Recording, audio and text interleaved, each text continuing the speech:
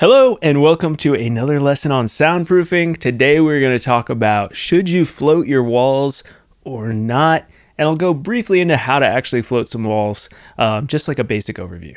Before we jump in, I do have a free resource for you. This is my free soundproofing workshop.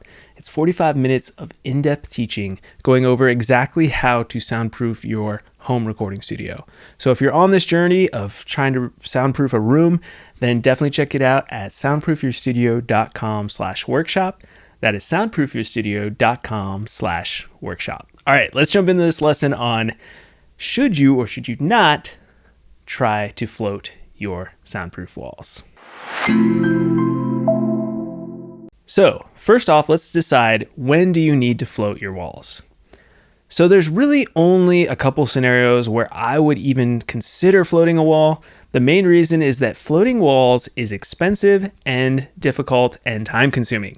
So for those three reasons, I try to avoid it at all costs in my studio designs. Now, this said, there are times when it would be really wise to float your wall.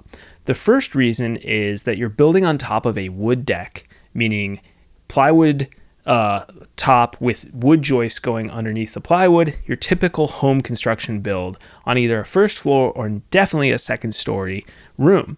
So if you're going to do this, which I don't recommend in the first place, if you have to build on one of these wood decks, you're going to want to float your floor and your walls. So to float your walls, you're going to have to go through that process of decoupling the walls from the existing floor.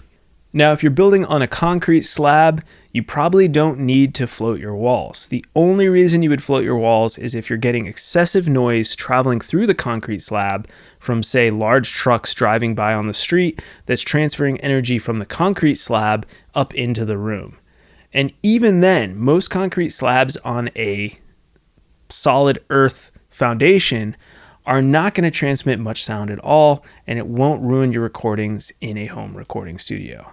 So if you're like, okay, Wilson, I definitely need to float a wall, so let's talk about how you would go about doing this. So like I said, this is going to be a general overview. Going into how to actually float a soundproof wall can be very, very technical. But one of the easiest ways, without having to do like a ton of math and a ton of research, is using something called an ND isolator from Mason Industries. Now, there's tons of different isolators on the market, but Rod Gervais, who wrote Home Recording Studio Build It Like the Pros, recommends this in his book, and therefore I think it's a good choice because he is well respected in his field.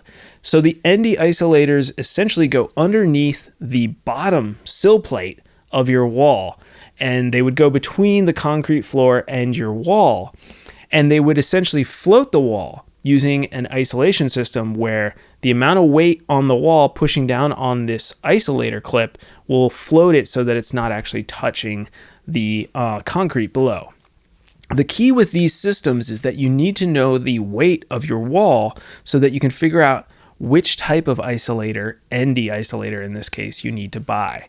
So to do that, you have to add up the total weight of all the lumber in your wall, all of the drywall on both sides, and if you have doors or windows, you need to add up all the materials in your doors and windows. So yes, a pain in the butt for sure to do all that work, but in the end, you will end up buying the right isolators, and you will also know that your system will work, because if you buy an isolator that needs less weight, then it won't push down hard enough floating it.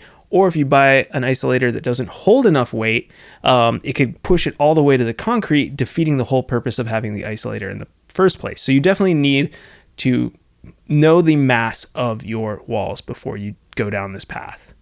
The other option besides using a prefabricated isolator from a supplier like Mason Industries is to actually just use a standard construction material that provides isolation and creates a spring. And one of the ways to do this is to use mineral wool.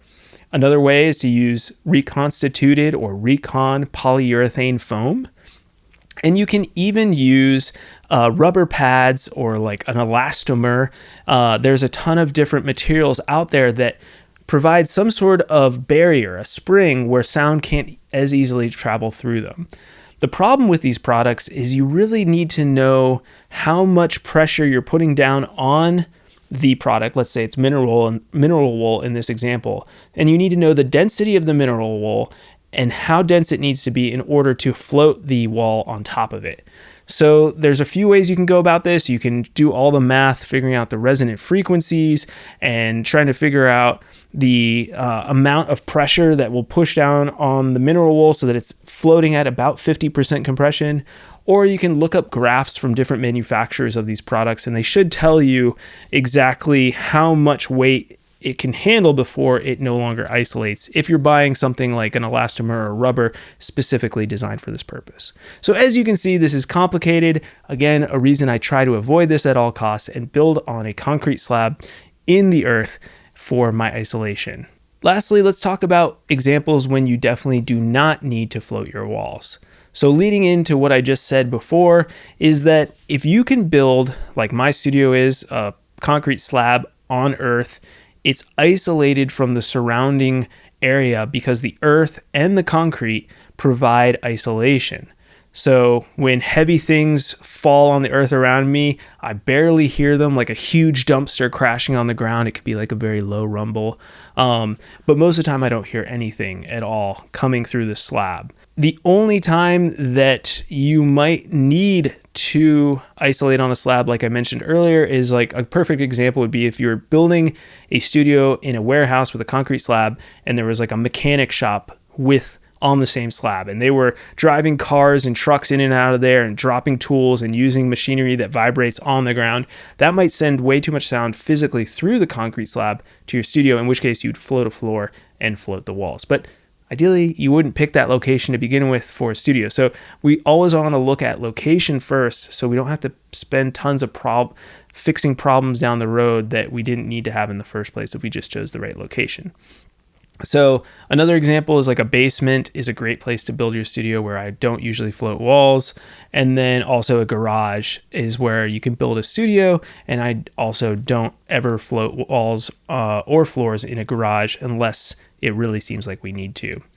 So I hope that's helpful in understanding when you need to float walls versus not float walls. Remember, in the home recording studio market, isolation, we can get it to a point where it's perfect for our needs, but we don't need to spend so much time and extra money and extravagance like maybe a pro studio would do and spend millions of dollars on like floating every last little bit of everything. So we can kind of find a middle ground here where it works for our budget and our needs. So I hope this video has helped you get to that point.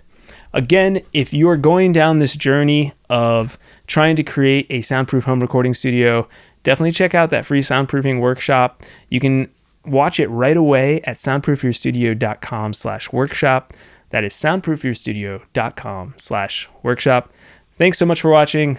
I'm Wilson, and I will see you all next week with more information on soundproofing and acoustics.